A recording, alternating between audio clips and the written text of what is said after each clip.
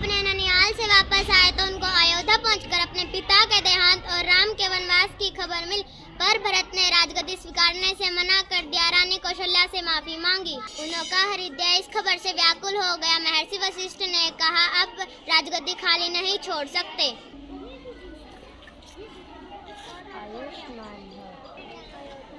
अयोध्या नंदन श्री रामचंद्र की जय हो। अयोध्या नंदन श्री रामचंद्र की जय हो। अयोध्या नंदन श्री रामचंद्र की जय हो। भैया ये इतनी हलचल और शोर कैसा है? लगता है सिर्फ भरत को राज्य लेकर मन नहीं भरा, इसलिए वो हम पर हमला करने आ रहा है। उसे हमारा वन में रहना भी पसंद नहीं है, इसीलिए वो हमले का बंडर लेके आ रहा है। नहीं लक्ष्मण, नहीं भरत हम पर हमला नहीं कर सकता। नहीं लक्ष्मण, कभी नहीं। वह हमसे भेंट करने आ रहा होगा।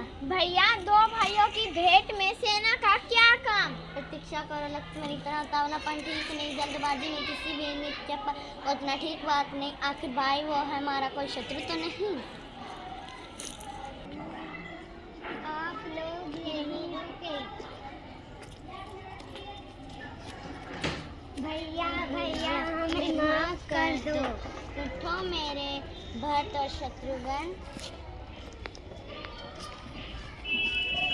भैया खबर ऐसी है कि एक शक भी नहीं निकला, पर क्या करूं बताए बिना भी तो काम नहीं चलेगा।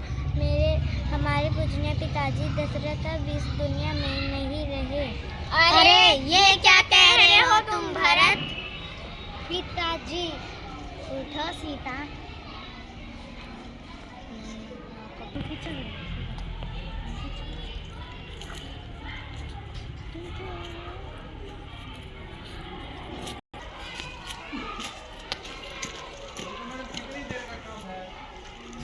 प्रणाम माँ। प्रणाम माँ। प्रणाम माँ। प्रणाम माँ। प्रणाम माँ। प्रणाम माँ। राम मुझे माफ कर दो। उठो माँ। माँ मुझसे माफी मत मांगो। भैया चलिए चलकर अयोध्या की गद्दी संभालिए। अब हमारे पिताजी भी इस दुनिया में नहीं रहे, पता नहीं कौन राज करे अयोध्या पर। नहीं भरत, मैं पिताजी की आज्ञा यह नहीं तोड़ सकता। नहीं भरत, नहीं भरत नहीं, मैं पिताजी का आज्ञा और उनका वचन नहीं तोड़ सकता। तो फिर मैं भी खाली हाथ नहीं जाऊंगा। आप अपने खिलाफ मुझे दे 14 वर्ष, इसी की आज्ञा से राजकाज चलाऊंगा।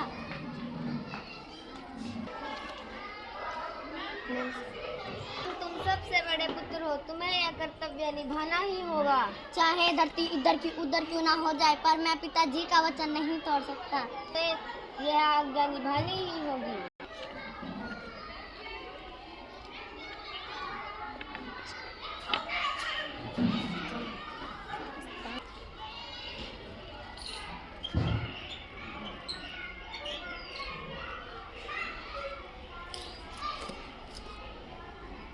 हेलो।